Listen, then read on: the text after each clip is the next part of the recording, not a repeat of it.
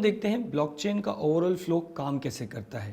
Blockchain किस तरीके से ट्रांजैक्शन को वैलिडेट करता है, नए ब्लॉक्स को रजिस्टर करता है और किस तरीके से तमाम नेटवर्क के पास ट्रांजैक्शंस और ब्लॉक फ्लड करते हैं।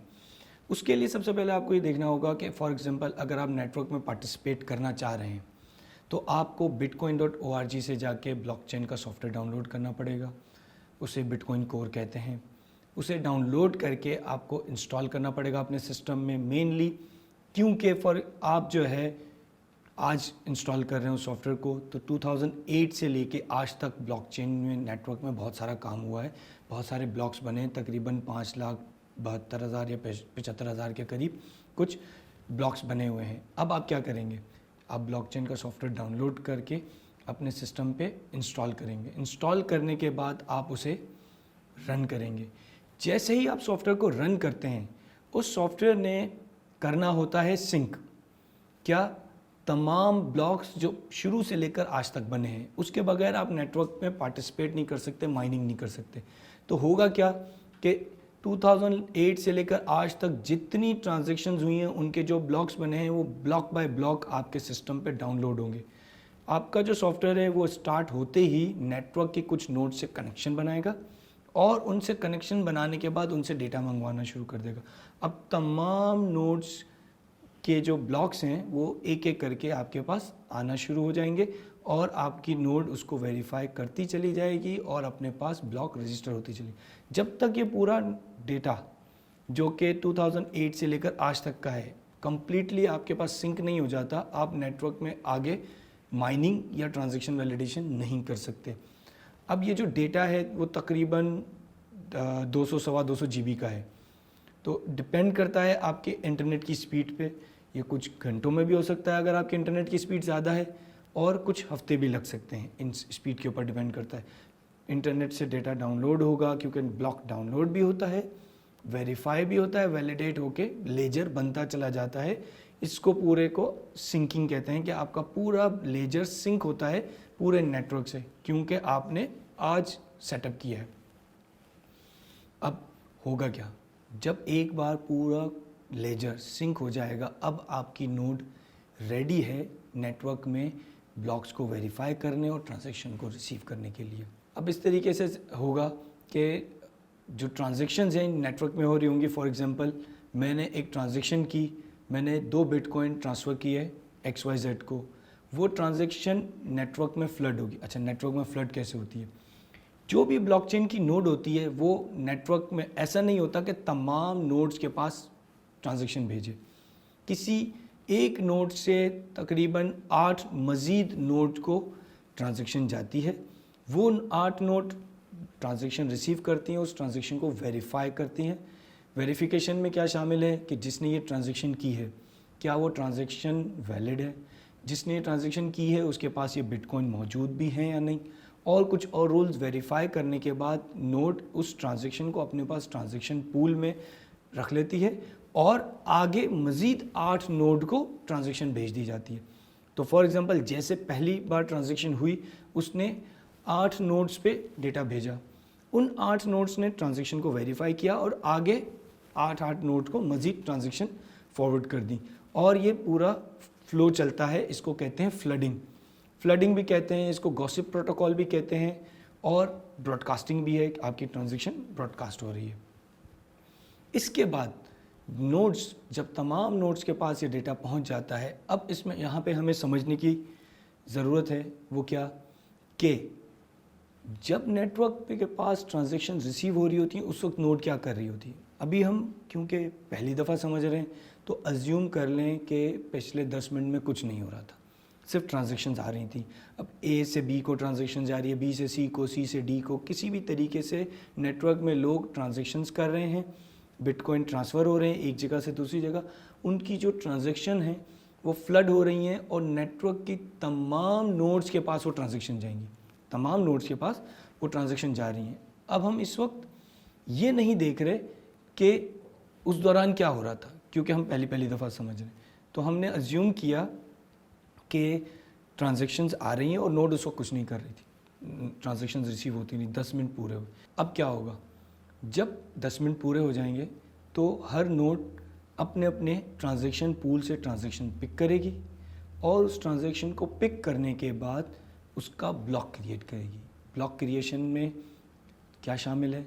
ब्लॉक क्रिएशन में होगा ये कि हर नोड जो ट्रांजैक्शन पूल में ट्रांजैक्शंस मौजूद हैं, फिर ब्लॉक का टाइम स्टैम्प, प्रीवियस ब्लॉक का हैश और इस तरीके से 2-4 इन्फॉर्मेशन होती हैं, उनको लेके एक ब्लॉक बनाया जाता है और उस ब्लॉक का एक हैश जनरेट होता है। हैश क्या है वो हम आगे चल के समझेंगे। अब हर नोड ने उस ब्लॉक को हैश जनरेट करने का जो प्रोसेस है, हर नोड ने उसको एग्जीक्यूट करना है, उसको प्रूफ ऑफ वर्क कहते हैं। आसानी से समझने के लिए इस तरह समझें कि हर नोड ने एक पज़ल सॉल्व करना है। उस पज़ल को सॉल्व करने में 10 मिनट लगते हैं। यही वो 10 मिनट हैं जब हम डिस्कस करते हैं कि हर नोड 10 मिनट तक ब्लॉक जनरेट कर रही होती है। वो बेसिकली ब्लॉक जनरेट क्या हो रहा होता है कि वो हर नोड एक पज़ल सॉल्व कर रही होती है। उस पज़ल को सॉल्व करने के बाद नोड्स कहती हैं कि I1। अब ये नेटवर्क में फॉर एग्जांपल हम अज्यूम करते हैं कि 100 नोड्स हैं, तो 100 में से कोई एक नोड जीत जाएगा, पहले वो पज़ल सॉल्व कर लेगा। यहाँ पे समझने की बात यह है कि एक वक्त में एक से ज़्यादा नोड्स भी ये पज़ल सॉल्व कर सकती हैं, लेकिन वो सिनेरियो थोड़ा सा कॉम्प्लेक्स हो जाएगा, तो हम उसको आगे चल के देखेंगे। इस वक्त हम ऐसे देखते हैं कि 100 नोड्स थी, सब ने ट्रांजैक्शंस पिक की, ब्लॉक बनाया और उस ब्लॉक को प्रूव करने के लिए, मेहनत दिखाने के लिए प्रूफ ऑफ वर्क जनरेट किया, जिसको इस वक्त आसानी से समझने के लिए हम समझते हैं कि एक पज़ल सॉल्व करें। पज़ल सॉल्व करने में आपके कंप्यूटर की एनर्जी कंज्यूम हो रही होती है, नेटवर्क की पावर कंज्यूम हो रही होती है और उसमें टाइम लगता है। उसको लगे 10 मिनट। 10 मिनट तक उसने टाइम लगाकर पज़ल सॉल्व किया। उसके बाद किसी एक नोड ने वो पज़ल विन कर लिया। जिसने विन किया उसने नेटवर्क में अनाउंस किया I1। नेटवर्क में जो भी नोड्स थी उन्होंने पज़ल सॉल्व करना रोक दिया, क्योंकि तमाम नोड्स वही पज़ल सॉल्व करने में लगे हुए थे, तो बाकी सब रुक जाएंगे और एक नोड जो जीत जाएगा वो सबको अपना ब्लॉक और जो पज़ल का सलूशन है वो भेजेगा। सब नोड्स उसको रिसीव करेंगे और उसको रिसीव करने के बाद वेरीफाई करेंगे। अगर वो नोड, वो ब्लॉक वैलिड होगा तो तमाम नोड्स उसको अपने पास अपने लेजर में रिकॉर्ड कर लेंगे। अब इन 10 मिनट में क्या हो रहा था? इन 10 मिनट में हर नोड एक पज़ल सॉल्व करने में लगा हुआ था, जिसको किसी एक ने विन किया और नेटवर्क को अनाउंस किया कि मैं जीत गया हूँ। बाकी सारे नोड्स ने काम रोका और इस नोड के ब्लॉक को वेरीफाई किया। लेकिन साथ साथ इन 10 मिनट में और ट्रांजैक्शन हो रही थी नेटवर्क में, तो और लोग बिटकॉइन ट्रांसफ़र कर रहे थे, पेमेंट्स हो रही थी, एक से दूसरे को ट्रांजैक्शंस हो रही थी। इन 10 मिनट में जितनी भी मज़ीद ट्रांजैक्शन होती रहीं, तो हर नोड उन 10 मिनट में एक तो ब्लॉक जनरेट कर रहा होता है, ब्लॉक जनरेट यानी कि पज़ल सॉल्व कर रहा होता है। साथ साथ जो ट्रांजैक्शंस हैं वो नेटवर्क पर, नोड पर आ रही होती हैं और नोड उन ट्रांजैक्शंस को रिसीव करके, वेरीफाई करके अपने ट्रांजैक्शन पूल में रख रही होती हैं और आगे नेटवर्क में मज़ीद 8 नोड्स को भेज रही होती हैं। तो ये प्रोसेस कंटिन्यूसली चलता रहता है। पहली बार जब हमने देखा, नोड ने क्या किया, ट्रांजैक्शन रिसीव की, ब्लॉक बनाया, उस ब्लॉक के लिए एक पज़ल सॉल्व किया जिसमें 10 मिनट लगे और उन 10 मिनट के दौरान मज़ीद ट्रांजैक्शंस आ रही थी जो कि हर नोड अपने ट्रांजैक्शन पूल में स्टोर कर रही थी और ब्लॉक भी सॉल्व हो रहा था। फिर जो विन किया उसके बाद अगला ब्लॉक पिक किया, क्योंकि एक विन हो चुका है।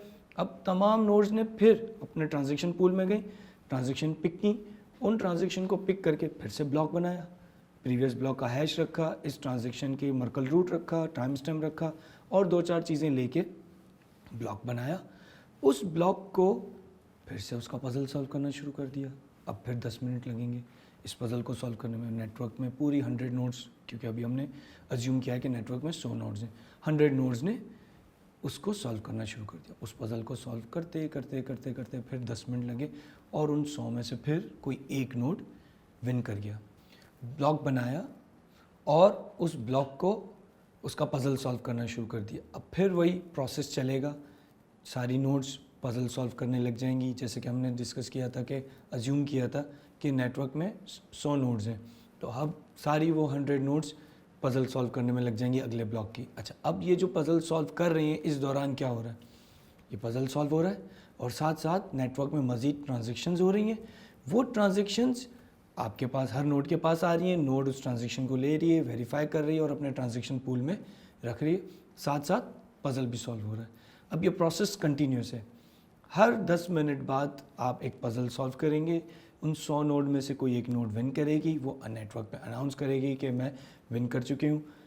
तमाम नोड्स वो ब्लॉक रिसीव करेंगे, उसको वेरीफाई करेंगे और अपने पास ब्लॉकचेन के लेजर में ऐड कर लेंगे। उस फिर अगेन ट्रांजैक्शन पूल से ट्रांजैक्शंस पिक करेंगे, अगला ब्लॉक बनेगा, उस ब्लॉक का फिर से पज़ल सॉल्व होना शुरू हो जाएगा। अब फिर 10 मिनट लगेंगे, पज़ल सॉल्व होता रहेगा, मज़ीद ट्रांजैक्शंस आ रही हैं, उस 10 मिनट में फिर पज़ल सॉल्व हो रहा है, ट्रांजैक्शंस जमा हो रही हैं।